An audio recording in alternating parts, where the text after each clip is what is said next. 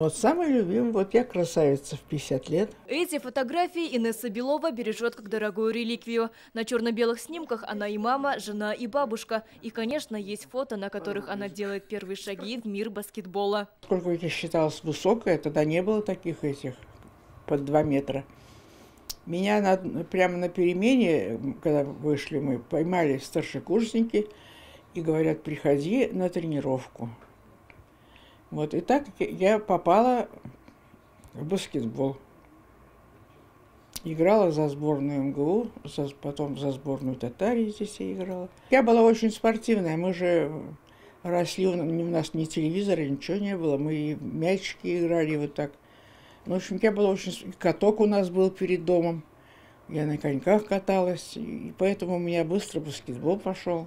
Баскетбол познакомил Инессу Георгиевну с мужем Владимиром Беловым. В далеких 50-х он играл в юношеской сборной общества «Динамо». Она нападающая, он главный тренер мужской команды. У меня слабое место моего было защита. Я нападала хорошо, но не защищалась. Здесь, когда я появилась, вот, меня пытались и в «Буревестник», поскольку мой муж был динамовец, я осталась в «Динамо». Мы были чемпионы Татарстана, и чемпионы России были, и ездили на эти соревнования,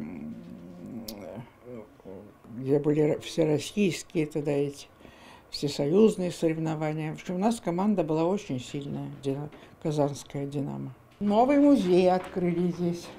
Мое любимое общество «Динамо». В музее динамовцев Инесса Белова впервые. Обществу она посвятила более 70 лет своей жизни. На экспозиции победные дипломы и грамоты Беловых. Очень нравится.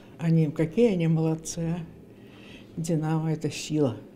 Меня же пытались переманить в другие общества, я категорически отказывалась. Я горжусь, что я в «Динамо». Пожелать также развиваться хорошо. Они молодцы. Я люблю «Динамо». В планах Инессы Георгиевны 2 больших события. Свое 90-летие и 100-летие общества «Динамо». Сирина Сахапова, Вадим Илларионов, ТНВ, Казань.